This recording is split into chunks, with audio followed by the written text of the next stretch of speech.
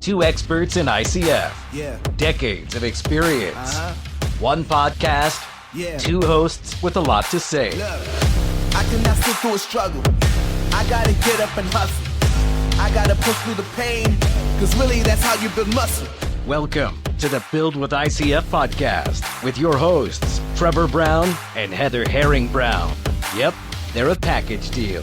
With over 20 years of ICF installation experience, Trevor can throw down some expertise on sales, marketing, and training. On the other side of the table sits Heather, aka the girl boss. And she's earned the title as the owner of an award-winning ICF construction company, a drafting and design company specializing in ICF. And the numbers? With a master's in accounting, she does that too. Sleeves up, boots on. This is the Build with ICF podcast. I don't want nothing for free. I'm here to work. Been through the dirt. I've been through the dirt, yeah. And we are back today with what episode I said, 48? 48. Oh my gosh, we're almost to 50 episodes. Getting close. Getting close. So That was our goal for last year, was 52 episodes. We're working our way into it in the second year, but yeah, but life happens. It does. Life, business, yeah, all that stuff happens, which is good. You know, that's what pays for this podcast because, you know, we don't have any sponsors. So Yet. We don't have any sponsors yet. Yeah. That's going to help us with that. So it's all perfect. Good, I'm so. excited for this podcast. So we got to meet our guest today, and I'll let you introduce her, but we got to meet her in person. I think you met her at Builder Show or World of Concrete. I missed out on that. I had other stuff that I had going on. But I was fangirling yeah. at the Builder Show because I've been listening to Beth for so long. But anyways, so today we have Beth PopNiklov. I practiced that and everything. PopNiklov, right? I paid my husband extra to get a very complicated last name. Yeah, for someone with the last name Brown, yeah, it's very complicated. It's not fair, but Beth. So Beth has been you guys have the Smarter Building Materials podcast, marketing podcast, and it's the first that I'm aware of. You're going to correct me probably, but it was the first one I found that was a podcast directly catering to the building industry, the building materials industry, which is what I've been in my whole life. So I'm like, oh my God, this is my podcast. And you and Zach have been doing that for quite a few years now. And it's a great podcast. And I've always been, excited to listen to it because you've had just tons of different types of, building materials people and stuff on. And you always kind of are very specifically diving deep into how to sell to the customers we sell to, the most of our listeners sell to and stuff. So thank you so much for coming on the podcast. We got to meet you. We talked about the dealer conference on our last podcast, and you were the closer keynote speaker for that podcast or for that dealer conference, and just slayed it. So it was, I'm thankful that you were willing to come on and kind of touch on some of the highlights of that. But thank you for coming on. We appreciate you being here. Excited to be. I'm a big fan of your podcast too. And it's fun to meet you at the event. It was an incredible event. I mean, it says a lot about a company, the way that they treat people and how they handle events. And the Superform dealer event it was a 10 out of 10, truly. Yeah. So I'm excited to be here and hang out again. That's cool. So why don't you give us a little bit of background on how'd you get into this, what your background is, and how'd you get to where you're at today? Sure. So I am, like most people in the construction business, I'm an English major. I know that makes total sense. Right. Totally. It's just a definite one. Natural transition. Yeah. Yeah, absolutely. So I'm an accidental marketer. I was a technical and business writer is my background. And I really wanted to write instruction manuals for a living. And I got a job right out of getting my master's in that. I got a job doing exactly that. I worked in the internal communications department at Advanced Auto Parts. And I remember my first day on the job, I worked with really great people, really great department. And I was like, oh, this is really boring.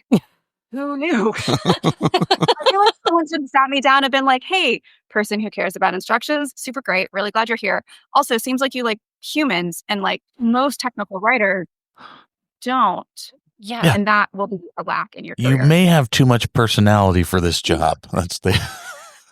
What's really funny is I couldn't have decided to have a better career for where I landed, because genuinely, without exactly writing instructions, I sit very much in a technical writer seat and technical editor seat as a marketer in the building materials world, because that's our job. Our job is to work with people who live deep, deep in the weeds of their products and know their products inside, outside, backwards and forwards. Sometimes they're like fourth generation owners of that dealer or manufacturer. And so they know chemical makeup like no one's business. And we help them pull up and say, like, everything that you're doing really does matter. We have to be really intentional about how we say it so that your customer can hear why it matters. Formulation, not so much. Why did you, create that formulation, or why did you choose that materiality, or what problem are you solving, and what gap did you see in the industry that you're solving? So I don't think I could have gone into where I am now and decide. I think if I had a marketing and communications background, which can be, you wouldn't believe it, a little fluffy, right? So like, I think that the fact that I had technical background really helps. Long story short, I came into Venveo. So Venveo, we're a digital marketing agency that specializes in building materials. That we were just niching down when I joined Venveo. So when you're a digital marketing agency and you're very small, we were very much a startup when I joined in 2013. It is like, literally whatever anybody needs, you will do it for anyone. So we hadn't specialized anywhere, because you can't specialize out of the gate if you want to stay in business. And in 2013, we looked around and said, okay, how do we want to continue to grow our expertise? We'd worked with some really great building materials brands. Fiberon was one of the first projects that I ever got to work on before they were acquired. We redid their website. We did their digital tools. We did some really cool customer interviews. And as part of looking around, we said, okay, who do we like working with the best? And where do we think we can add the most value into the future? And it was our building materials clients, no question. So I came in as we were niching down, and it was 3 of us in a closet-size office with demographics from across the channel, including DIYers. We bought market research, and all these other things to go deep and say, like, our job is to know the customer better than anybody else. And so really that was the first intro, and the rest is history. Since then, we've worked with thousands of manufacturers. We do our own research now, because we know that if you get kind of that third or tertiary research, it's very high level. It's like how you talk about people just at the surface level. And so we know we've got to go deep from the inside of the industry and ask the questions that are going to matter to the people that need the information. It has been a completely wild ride. And we say, like, man, this is the best industry. It's the absolute best industry. It's also the smallest. Anytime we have new people come on board, we're like, welcome to Venveo. Be nice to everybody, because you will see that person again. Like, you never leave. We've literally had people on calls with us that are our clients be like, hey, love you guys. I've got a job someplace else. I'll see you later, like on a Friday. And like they show up on Monday on another client. And they're like, oh, hey, that's a true story. Like, that's happened multiple times. And it's the best industry. Like, why would you go anywhere else? Like, what we do, you can see, touch, feel. You feel like you're actually genuinely contributing to the world and the future of how our nation is building itself. It's really cool.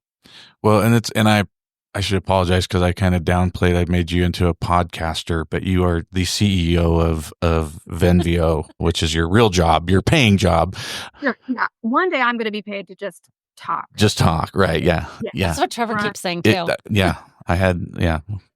It's literally, when I was about 9 or 10 years old, my best friend's dad grabbed me by the back of my neck one day when we were on a road trip and said, if you ever figure out a way to get paid to talk, you're going to be a bazillionaire. And I was like, okay, that's what I need to try to do. At like 8, 9 years old, I'm like, I got to figure out how to get paid to get talking. And I still haven't figured out a way. I just do it for free now. I actually pay myself to talk so I can do it. But no, you guys have Venveo is like such a great concept because, and I've heard you touch on it. Anybody who's been in business for a while and has worked with different marketing companies and stuff I had this frustration last week on LinkedIn where that guy kept reaching out to me and I kept sending him back like, hey man, I'm good. I don't think it's going to, and he's like, well, we just want to talk with you. We work with construction companies all over. And I go, you're not even reading you're not reading who I am. I'm not a contractor.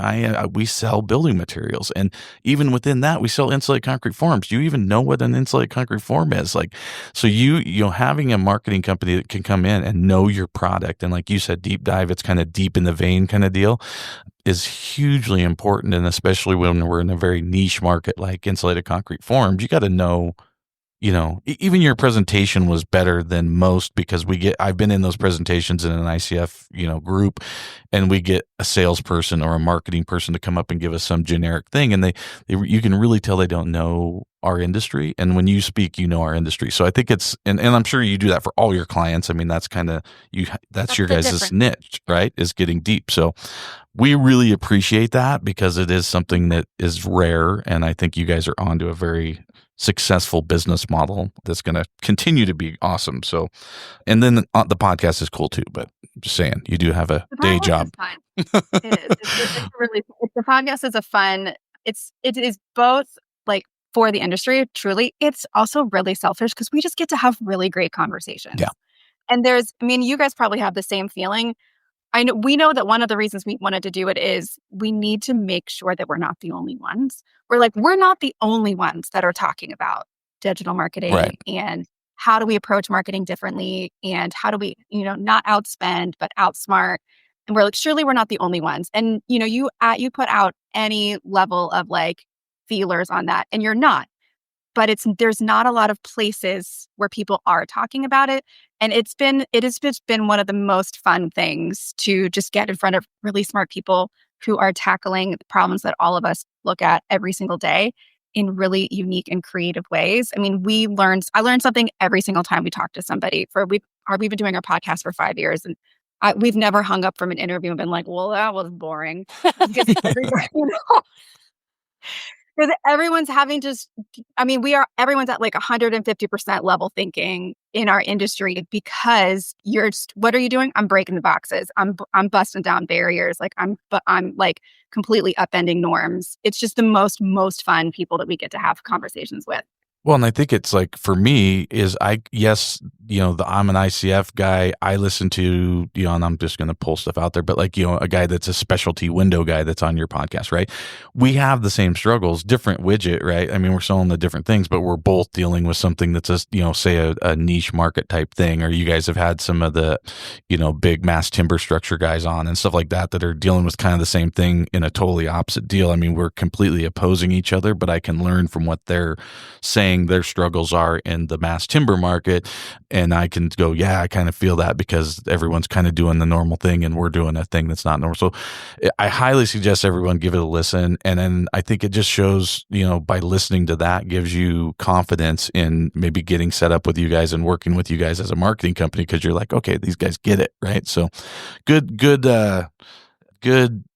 like way to get it to know you guys, I think, is that podcast. But super cool. We really enjoy listening to it. So we're getting into some questions. Yeah. Here. Well, one of the things when you were speaking at the dealer conference, you were talking about, like getting social media and all that stuff.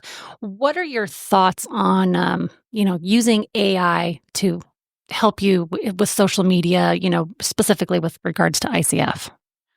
First, I really like that you're asking about AI specifically for social media. As you would imagine, and I'm sure for you guys too, but as you would imagine, we get asked about how, what do you think about AI? And usually it's just like, that's the whole question. And I'm like, do you mean like philosophically, spiritually? Do you mean practically? Like, so I think to break it down specifically to social media, other marketers might come for me. I honestly think that social media is the easiest barrier for entry for using AI because AI, like the way that we approach it is it's not going to create, right? AI is not your strategist.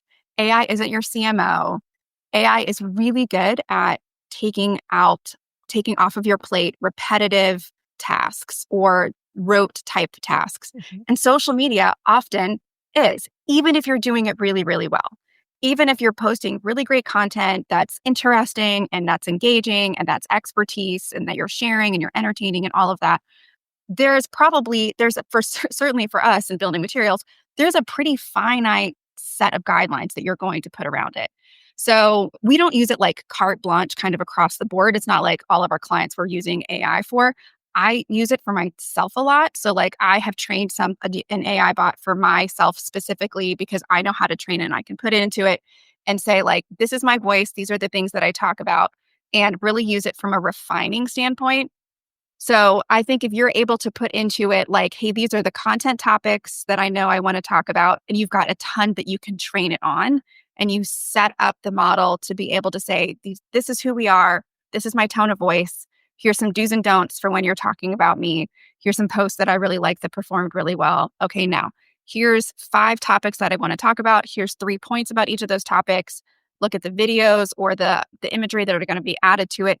You can you can get it a lot farther, probably 70% of the way down the line to where you're editing. And I think if you're editing instead of cold writing, you're going to save a ton of time. If you don't have those upfronts, AI is only as good as your prompts. So it's like having an assistant. Like if you brought in a marketing coordinator or you got an intern fresh out of college, that intern has a lot of theoretical knowledge. Right. I'm very young, so I still remember my first job. Very, very young. Eventually the story is going to start to be weird because I'm getting way too far. I haven't been in college in 20 years. But I remember my first job, and like I remember sitting in that seat and waiting for somebody to come and tap me on my shoulder and be like, "Excuse me, ma'am, there's been a huge mistake. You don't actually know anything." And I was like, totally. I've been in college for like 9 years. You're exactly right, though. I'm really You got me. Right. So like that's how, that's how interns come into, like we have a great intern program. That's how interns come into us. Of like, you're so confident, and then they get a task and they're like, and you just see the like, how do I move from theoretical to practical? AI is the same way. AI has lots of ideas that it's been told this is what, marketing is like. This is how humans talk. It only can do what you exactly tell it to do. You've got to train it to be a human, and it's never going to be a one-to-one replacement. I do think because it's short form and you don't have to get really deep into details, and it requires some level of good content outside of it, like the video or the image, it's a really great way to get started and to know that you're not just kind of hacking the system.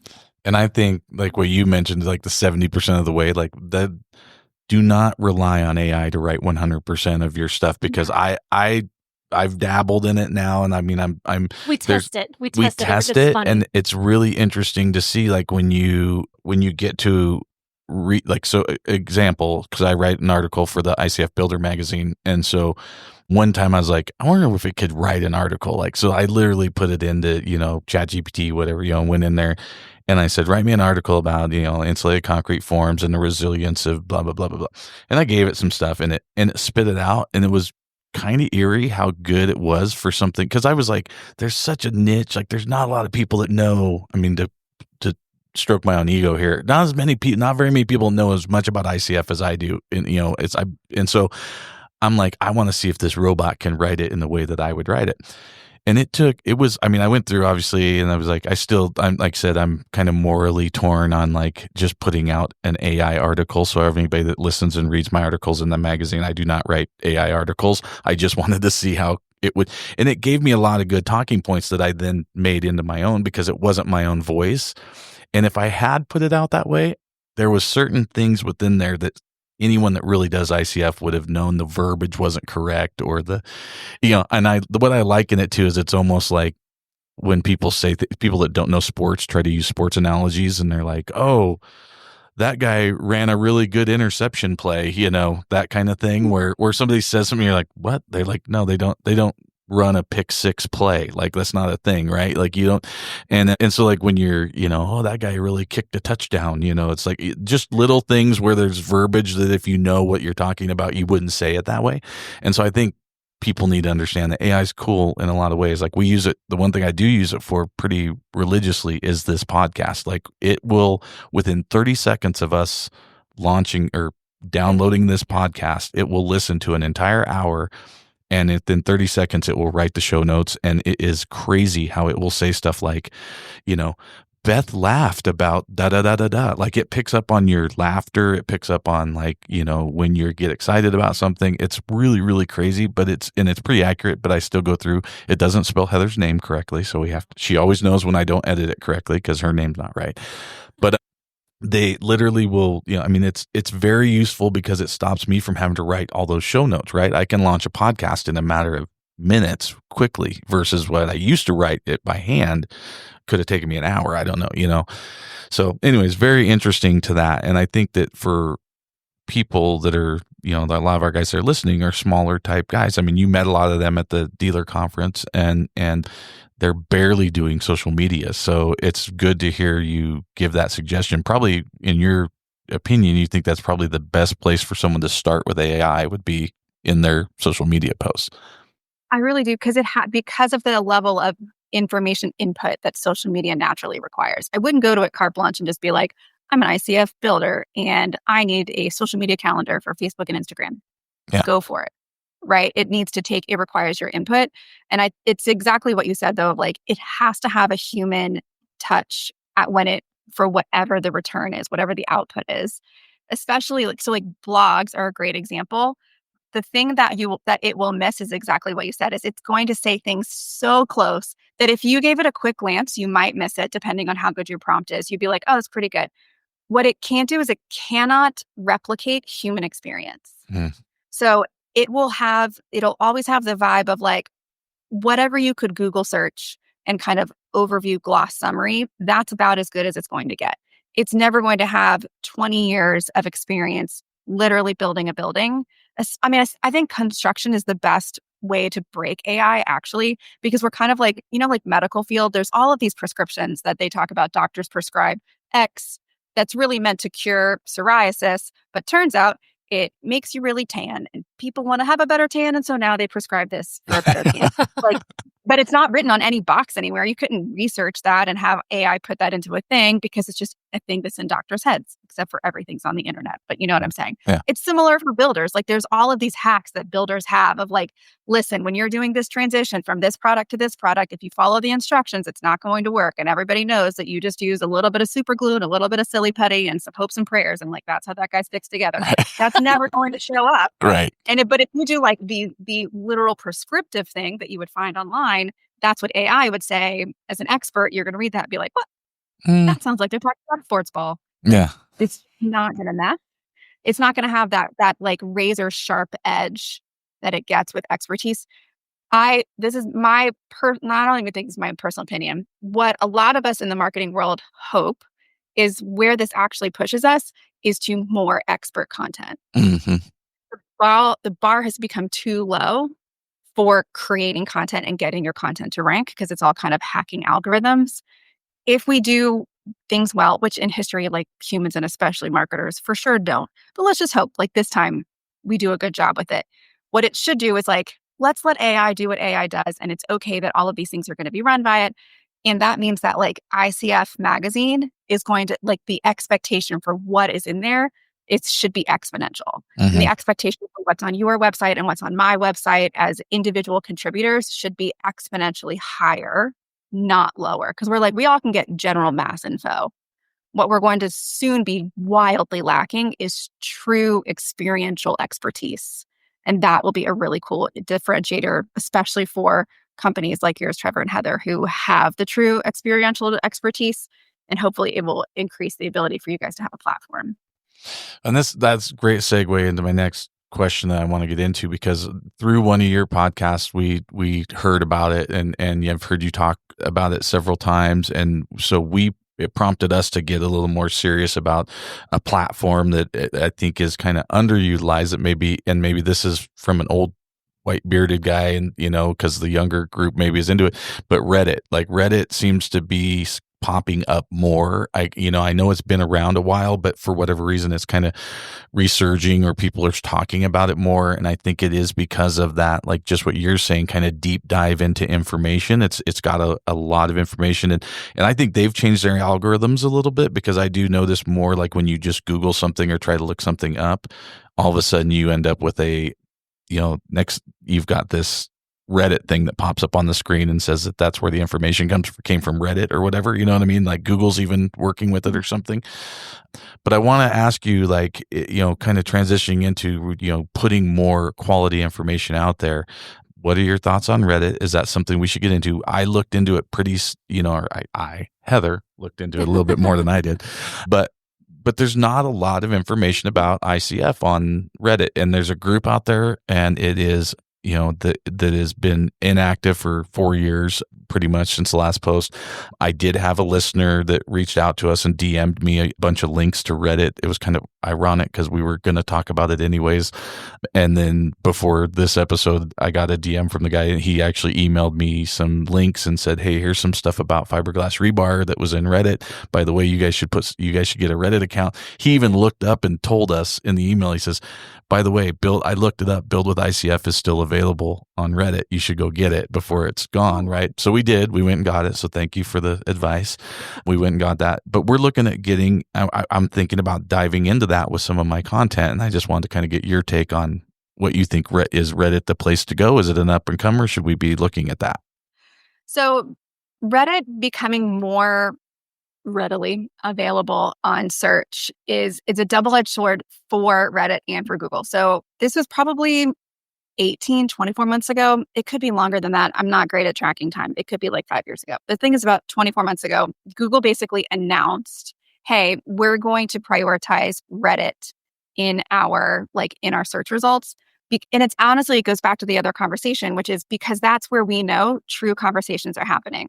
Reddit is like the OG of internet forums. Remember forums, guys? Like before social media, there was just all of these random, really janky looking places online where you're like, do you have pets? We'll talk about that. Do you have ICF? We'll talk about that. Do you like high top Converse sneakers? There's a forum for everybody. Anyway, so like Reddit is kind of like that, right? So there's all of these, like they call them subreddits. There's a page on Reddit for literally anything that you could ever think of and a million things that are arguably unnecessary. That you don't want to think of. Tons of stuff you could think of, tons of stuff you don't want to think of. Whatever you find on there is not a reflection on me as a human. I am a very normal. Like, ooh. Just don't come at me. I didn't build it. Okay, so what's really interesting is you guys saying that the ICF page is underutilized. I think this is the first time I've heard, and I did like 40 seconds of research when you mentioned it. So first of all, you're right. That was inactive. Home building. So like the subreddit of home building. So there's home builders, which has virtually nothing about ICF. And then home building, there's a subreddit. It has a lot of people in it. How many people are in home building? Like hundreds of thousands of people are in home building. But even there, no one's really talked about it in like the last 6 to 8 months. It's really like from like a year ago. Mm-hmm. So before we jump too far into that, Reddit in general, it works really well from a search result standpoint because people have real conversations. And the people on Reddit will seek and destroy if a brand shows up there low key and is like, if someone asks a question, they're like, you should look into XYZ. Yeah. They're spamming you. They're going to see how long you've been there. They're going to see how many times you posted about this exact same response. Like if you are not there genuinely contributing to the higher value and the higher like purpose of what the conversation is, and you're just there to push your products, it's called downvoting. Like they will downvote you into oblivion and they will like call you out on it. So you can't just like go in there. Self-policing mob that can go in. Yeah, it's so funny. It's so That's funny. That's awesome. I love it. It is. So that means that if you get content on there, 9 out of 10 times it's pretty genuine. Now, there is just like also if people look, there is a demographic that leans not as right in there. So like take it with a grain of salt. It's not that there's no, it doesn't have a political affiliation, but birds of a feather tend to flock together. So just be aware if you're like there for politics, there's really only one idea. Yeah. That's neither good nor bad. That's not a comment. I'm just saying like if that feels like it impacts how you're getting information out of there, I think it's important to know. It shouldn't come up in home building because like should you use hopefully stick frame versus ICF, we can just have like a normal conversation. Right. So what's interesting for ICF is it's not really there. How I would approach it if I were you or anybody else is to start just by being in the places where you think it should be. So you have a profile and you're there as a human. What are the other things that you're interested in? Like what are the other places where you want to have some type of voice so you feel like a well-rounded human? And then you just watch the conversations and you look for an opportunity to have a good conversation. What's really interesting, so on the other side, like the other side of the coin of like they will seek and destroy brands, and by they I just mean like the people on Reddit, they will seek and destroy brands who are self-serving. If you are established as an expert, you get the opposite effect, where if someone asks a question, you'll see people tag you in it and be like, hey, Trevor, this guy's asking about ICF. What do you think? Or like, this guy's asking about ICF in Florida versus Texas. Like, what are your thoughts? There's certain subreddits that I'm in that I watch that happen where like this person is known as the expert on it and they're pretty good at coming in and having an agnostic view. Always a, like really opinionated, really strong view. You're not, you're no one's mom. You don't have to be there and be like, well, it's what everybody wants. Like you guys do whatever you want. Like you come in and like have your voice. But if you're there and people know that you're adding and contributing to the value of the conversation, it's a really great way to build your brand. I also just think it is ground zero for hearing from your customer. If you don't ever get anybody to follow you, like you, get business from you, if you have ground zero of seeing what are my customers talking about that frustrates them, that has nothing to do with my product? What are other manufacturers, suppliers, builders, dealers doing that is winning loyalty that gets enough where people are talking about it or ticking people off enough that people are talking about it? Who do I see get mentioned over and over again when XYZ question is asked? And what can I learn from that brand and how they partner with builders or how they partner with homeowners or how they target them or anything like that? It might, because especially for ICF, I would say it's probably the long game because you guys don't have a ton happening. Do you think it's a great opportunity to build awareness? And again, just cut ground zero, wildly honest, sometimes customer research.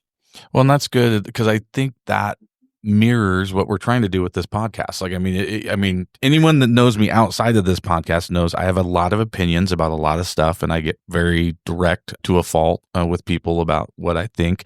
I mean, and sometimes you'll see, I'll flare up in a Facebook group or something every once in a while because there's stuff that kind of triggers me about certain products or whatever.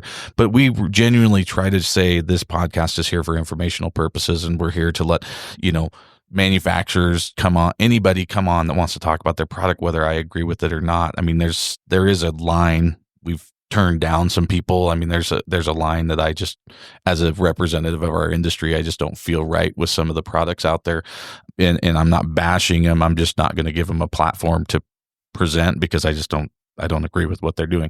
So there is a kind of a line, but like, I think that's where Reddit kind of excites me a little bit because that's what we're trying to do with this podcast. We're trying to just give information out to promote our industry. Like, I just want ICF to get bigger, right?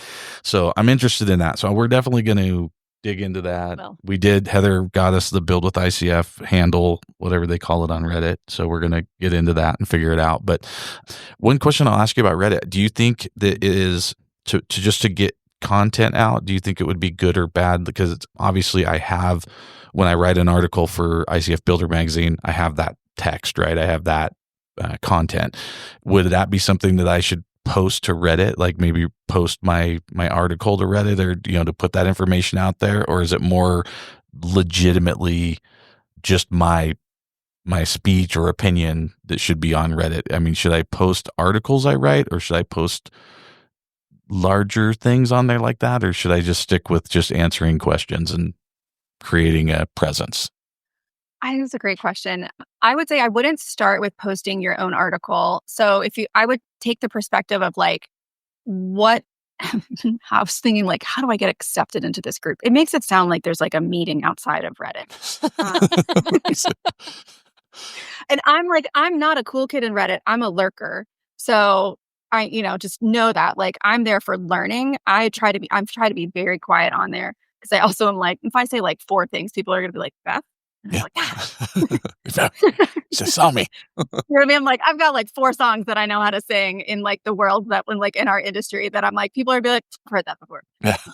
Anyway, so I think the way that I would start is I would start by asking questions. You could say like, hey, I recently wrote an article and I want you guys to poke holes in it. Here, I typically think X, Y, and Z. I know some people think this other thing. I would ask question. You have an easy entryway than just coming in and being like, hey, I know what I'm talking about. There is definitely, so there's 2 types of posts that could be a little bit longer. Number 1 is going to be that question of like, hey, this is what I usually think, or what do you guys think about X, Y, and Z? Certainly there's people who come in and say like, I hear a lot about this. This is my perspective. Or like, here's a really detailed breakdown, this thing versus this thing, or something like that, and get a conversation started around the like really detailed breakdown. Especially if you can ask somebody in the comments, if you like go to homebuilding.com and you see someone has a really strong opinion about the best materiality for building out a basement or waterproofing a basement or something like that, that's an easier barrier to entry. I would try writing that big long post And then like in a comment, be like, hey, blah, blah, I heard you say that you really prefer X. I'd love to know your thoughts on this. Or you respond to one of their comments. They're doing the same. I would try it because every subreddit is a little different. People have a little different temperament, whatever. It's the long game though. It's not ads, right? Yeah. Yeah. Read the room. Yeah. Kind of read the room and figure out what they're cool. Okay. Well, that's good information. And hopefully like our listeners and you're listening, I'd like to see if anybody else is getting involved with Reddit or, go get a Reddit account and start, maybe we kind of create our own group within that, or kind of our own group of people. So, you can go. They call that a community. I looked that up. We can create a community. Cool. And so Build with ICF is on there. So you can come find us. Subreddits. Let him know where he should start. I want you to go join Divorced Birds. It's my favorite weird, just completely nonsense Reddit. Go check out. It holds up. It's so weird. Perfect. When I said it has everything you've ever thought of and a million things that you're like, why? Yeah. Divorced Birds is like, why? But you won't be able to live without it. Okay. It's your new guilty pleasure. It's like so when Bachelor and Bachelorette are not on, you can go watch that and not tell anybody about it. It's like that secret that you don't tell anybody. You're like, how'd that get on my Netflix? I don't know how that's on there. I didn't watch that. Yeah. But all right. So then a question that we get, and we've kind of been talking about it a lot with some of the other distributors that we met at the dealer conference, as well as, our listeners across the country and I guess in US and Canada and into 89 countries. By 89 the way. countries? I looked it up. Oh. We have downloads in 89 countries. Wow. Okay. I'm going to announce when we get to 100. I just deep dove into our analytics the other day, so I don't normally know that. I just had had like an hour to dig into analytics and I found Okay. international. All right. So from our listeners in 89 countries, talking about like online marketing versus in-person, like home shows, what are your thoughts on that?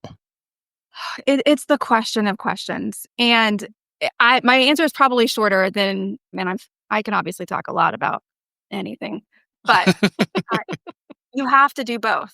It's a both and. Digital marketing is not a replacement for in-person interactions. It's not a replacement for in-person relationships, especially if you're a local business, like a local builder or a local dealer or something in that local realm. You have to do local and in-person. I just talked to a window dealer the other day who did their local home show and got like 200 leads in 2 days for like $4,000, $5,000, $6,000. And those are and by leads, I mean meetings. Yeah. Qualified leads, yeah. Qualified leads of homeowners in their area saying, hey, I want you to come and measure my windows because I need new windows and I want to get new windows from you. That is that's incredible. And if you're not there, those people are there, and your competitors are certainly there. Right. And so, you absolutely have to do both. The question is, what do you risk if you aren't in either place? So when we talk, I think I showed a slide that had the data from our building products customer workshop where we talked to contractors and homeowners and everybody about where do you want to find out about building products for your projects. And the just really frustrating answer is everybody's kind of like everywhere. Right. It's basically like wherever I am and wherever I decide that I think you should be, that's where you have to be. There's not a pillar that's been knocked down of like, we can just skip trade shows from now on, or we never have to send another email. It's everywhere. So it's very much a both and. It's thinking about how do you make them make sense together and what's the right balance of investment. And that does honestly take a little bit of trial and error. There's not a perfect mix of like, if I had $1 for every time somebody asked me how much should we do in like digital ads versus print ads or something like that. I don't have a specific formula because it wildly varies. Well, yeah, so many factors change every day that change that algorithm. Yeah, exactly. And like depends on your demographics, depends on where you live, depends on the competition. Depends on so much. It's just the short answer is it's both and as whoever gets closest to the customer wins. So whatever that looks like for you, that's what you have to do.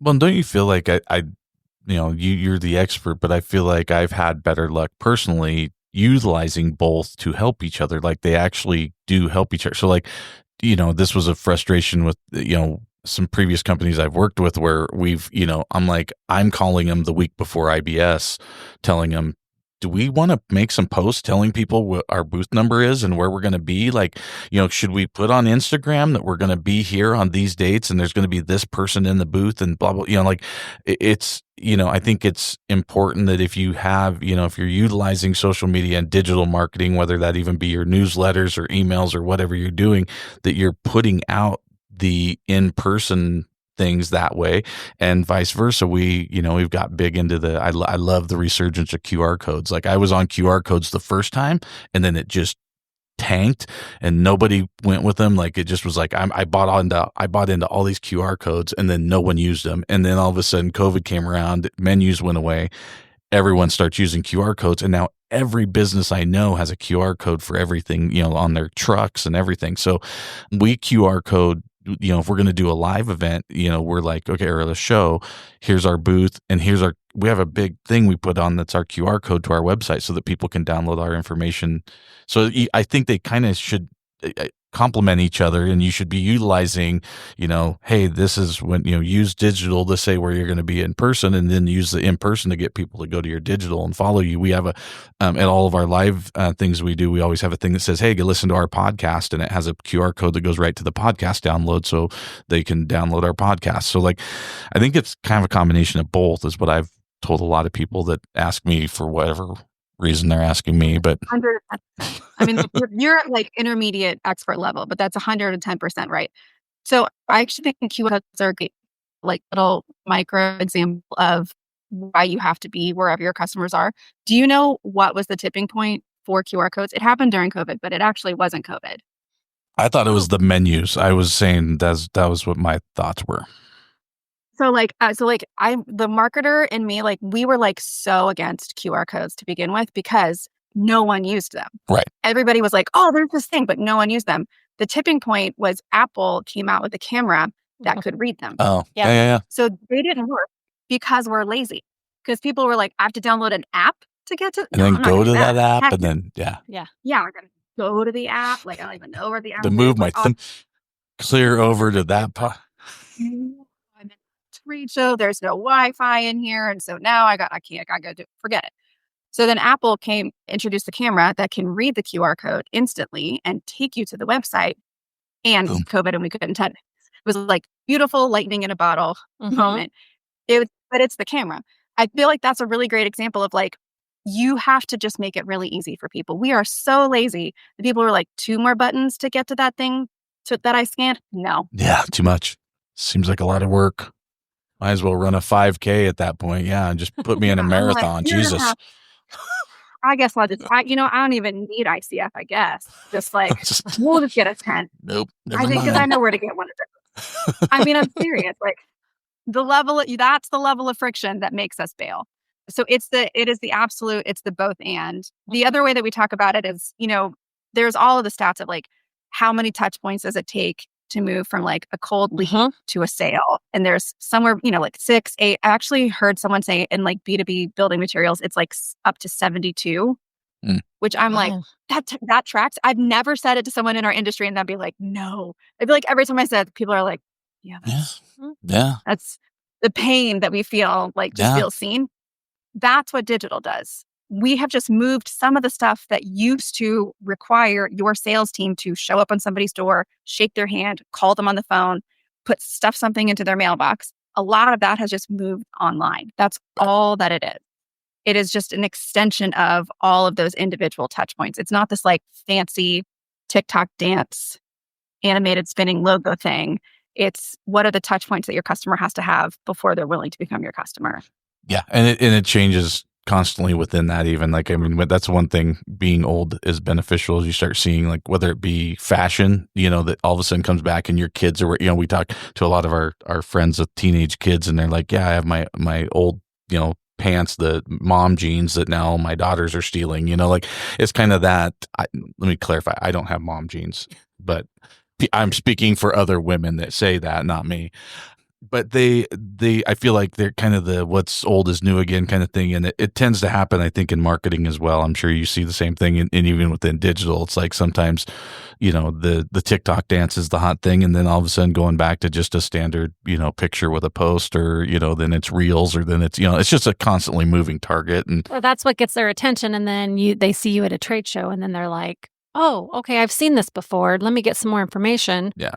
So it's constantly moving. But I like that both. Well, in respect of your time and keeping you on here too long, I knew I was probably going to pull you long on this episode just because I've been wanting to talk with you so bad about this stuff. But we'll try to wrap up here. We do 3 questions that we always do with all of our guests. And so we'll start bouncing through those. So number 1, I'd love to hear it'd be great if it was ICF related, but if it was, what's your most memorable experience kind of working your way into this new industry? Like if you have a memorable ICF experience, and if not, maybe like it's a memorable building materials experience that you think of when we ask that. So I have a great ICF experience that is actually pretty recent. So the first time that I heard about ICF, I was very new into the industry, and it's been something that I followed because ICF was one of those things and I think I mentioned this to you when we were in person, of like, ICF is one of those things of like, when you hear about it for the first time, everything in you is like, why are we doing everything like that? Like I'm serious. It solves all of the biggest problems, including labor. And I know cost is typically the number one thing that people love to pull out of their pockets. I don't know if we've looked at housing recently. It's bonkers expensive. Mm-hmm. Like what's the threshold where we're like, oh, ICF though, no, that's going to push us over. We don't have time. That's a different episode. Okay. So ICF related. Do you guys, so I'm originally a Floridian. So hurricanes are still very much on my radar. No pun intended. My family still lives in South Florida. When I grew up in South Florida, hurricanes just had like really good surf. It was like not a big deal. And now it is a big deal. Yeah. You guys remember when Milton happened over the summer last year? It was Hurricane Milton. Did you see that? Mm-hmm. The meteorologist who basically, he didn't burst into tears, but teared up talking about the storm. Mm-hmm. He was like, it's literally basically the physical limits of our Earth's atmosphere. Is the only restraint on this hurricane. Is the strongest hurricane in the entire, that's ever been reported. Okay, so 2 things happened. Number 1, I call it my brother lives in Orlando, and he's a native Floridian, so he never leaves. Floridians are like, hurricane party, write it out. Right. And Milton is just beelining for Orlando. And I called him, I'm like, hey, are you going to leave? And he's like, I think I might. I was like, oh my God. Okay. Well, you've never said yes. In 40 years of my life, you've never left. So he said something, and then actually Reddit is part of this. So he's like, look, I'm actually not going to leave. I put my car in storage, but he's like, he lives in multifamily for literally because of hurricanes. He's like, I've got impact rated windows. I've got impact rated doors. We have storm doors. We have this and this in my building. He's like, I'm literally in the safest place I could possibly be. Florida requires all of first story multifamily to be built out of masonry or ICF. He's like, I'm in the safest place I could be. I then was on Reddit and saw someone say these exact words: any stick frame house in South Florida will be obliterated. This is a layperson. This is not a builder. Yeah. And for the idea that someone, just a random general knowledge human, knows the term stick frame. Yeah. I was like, we've hit a tipping point in ICF. It is we have hit a tipping point where that is terminology that is on people's brains. Because if you live in a place where it matters, it matters. And I saw this incredible conversation about ICF and masonry and stick frame and building codes and all of these things in these environments where there's tons of fire or natural disasters or hurricanes or earthquakes or anything. And it stuck out to me of we've moved in to this era where building materials is really central in so much of what we talk about. And so the question for me, and that we've had as a team, and it's a lot of it is what you guys are doing, because I know you have people who reach out to you that are not builders, and some are DIYers, but there's this moment happening of there's general awareness and need of awareness, general awareness of the need for awareness of what's going on in the places that we live, in the places that are being built and what they're being built with. And I think it's a really cool moment in history to be part of. We haven't totally reached the apex of it, But just watching it reach general public and going from somebody who works in an industry that people are like, you do what? Yeah. To, Yeah.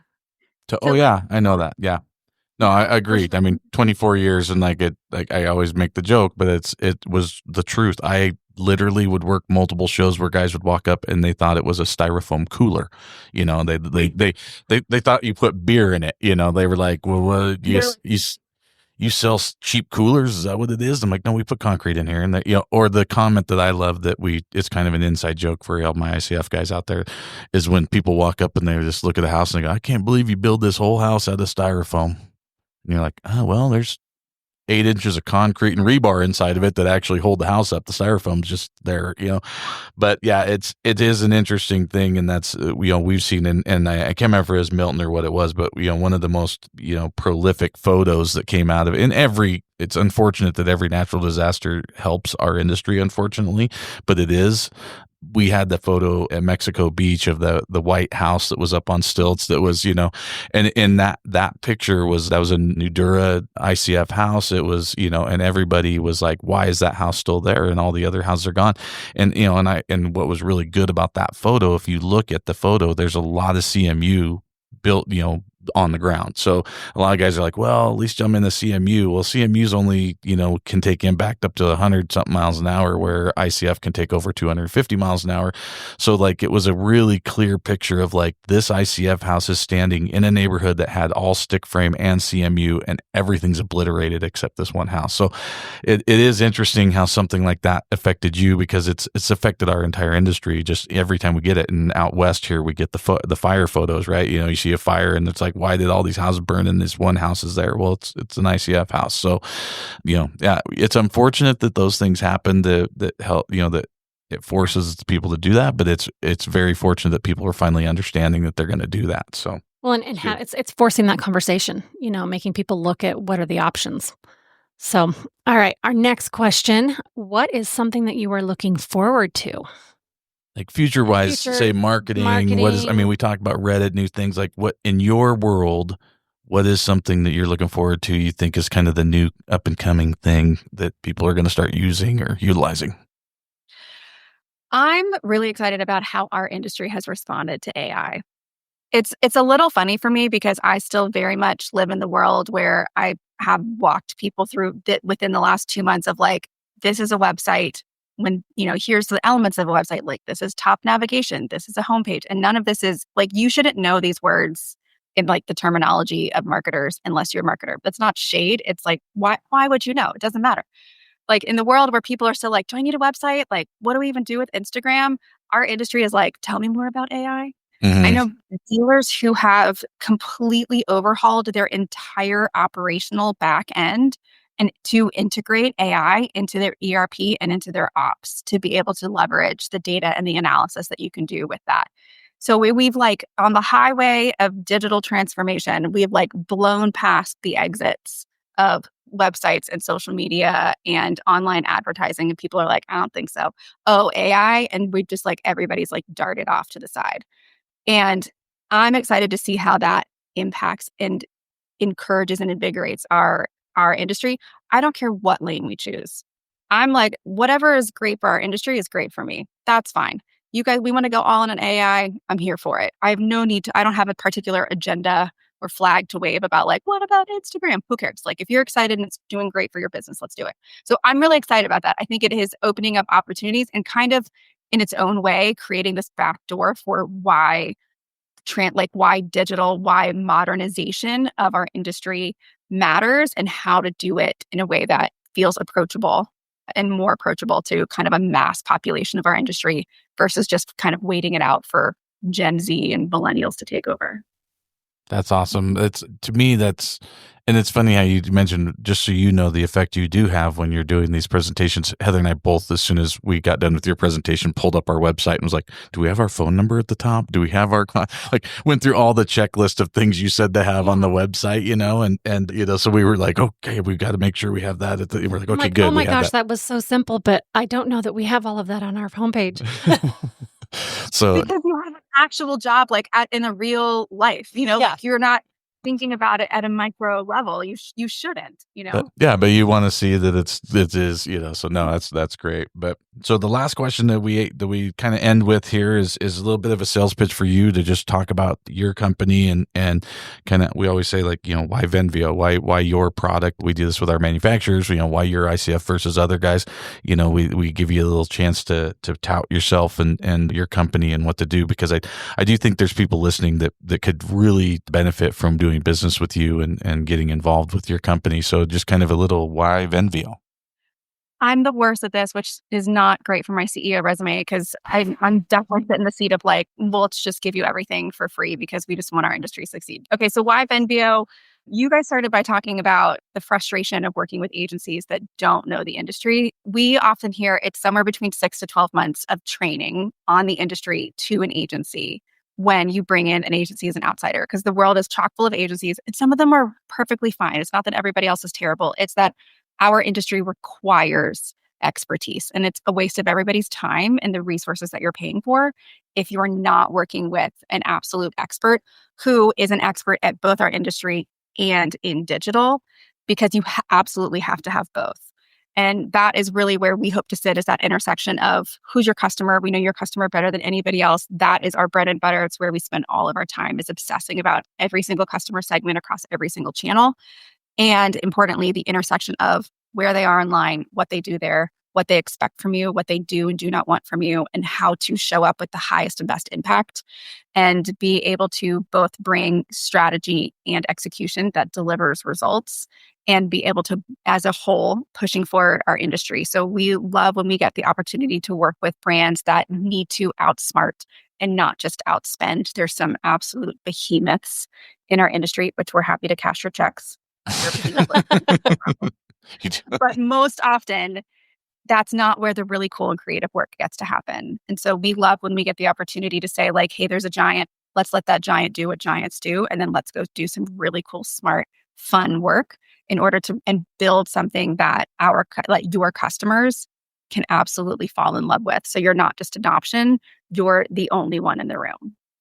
Yeah, I think, frustration as a longtime business owner working with different marketing companies and stuff has been kind of more of a shotgun effect, where I feel like you guys are more of a sniper. You guys are zoning in on people. You're narrowing down that target customer so much with just the information that you guys provide. I mean, it's just so interesting. And, we've shared offline, different demographics and things and reports that you had at some of your presentation, just super deep into that kind of thing. That I think that's what people that have maybe had frustration with previous marketing companies has been, because no fault to them, like I said, not dogging them out. They just, how are they supposed to know about your business necessarily when, they're a marketing company in general? They're not really knowledgeable in your product, where that's what I think you guys bring to the table so much better than anybody else. So I think that's, super cool, and exactly what I think makes the huge benefit or the value to you guys is just that knowledge. And the sniper versus a shotgun effect will obviously save you money, because it costs a lot to just shotgun money out everywhere until you get something to hit, So I love it. But, well, I really appreciate you coming on. I think that this has been exactly what we hoped it was going to be. Like I said, that there's, we have such a wide array of different listeners in 89 countries, yes, by the way, that I think that people, there was a little bit there for everybody. I think everybody understands that, like, if we're going to grow this industry, we got to work with, professionals like yourself to market ourselves out there and stuff. So really appreciate you coming on. It's been awesome. So glad I got to meet you in person finally and get to know you. And I hope to keep working with you in a lot of different ways. So we're going to try to hook up on a couple different things I think that we can utilize Venveo for and stuff. So we're excited, but yeah, we will link everything, by the way, in the show notes. We'll have all your links to get hold of Beth. We'll have all their social media links, everything like that will be in our show notes, so everybody can get hold of you. You guys accept cash, credit card, Venmo. I said Venveo too much. All of that stuff, whatever they want to send you, but we'll make sure that they can get hold of you and chat with you about doing business with you in the future. All right. And thank you. Yeah. Thank you so much, as usual. Please continue submitting your questions. We'll have a listener questions episode coming up soon. I got a few. We've got some in there to answer. So send your questions to info@buildwithicf.com, or you can find us on all of our socials, Build with ICF. Yeah, keep hammering, and on Reddit. Yeah, and on Reddit. We're gonna get on Reddit. So everybody go out We're gonna start a community. I'm gonna personally single-handedly boost the Reddit community today, just with ICF people. So, yeah, check us out. I promise I'm going to start doing some stuff on Reddit. So, we still have a TikTok. I just haven't done anything. I got to do a dance or something. But yeah, we're out there. So come and find us. Let us know what we can do to help you guys. We appreciate everybody listening. Please share the podcast. Share, anything, any of our socials and stuff with everybody. But share the podcast. That's what we want to get the word out to people. So, thanks you everybody for being here. And Beth, again, thank you so much. This was super awesome. It was better than I even expected. So thank you so much for your time. Thank you, guys. This was incredible. We're big fans. So anybody listening, you guys are in really good hands. You should definitely give Trevor all the money. Yeah. God, I keep realizing how smart you are. It's just amazing. You just keep getting smarter and smarter the more I talk to you. So good God. Yeah. And then with that, we'll see you guys next time. Thank you, everybody.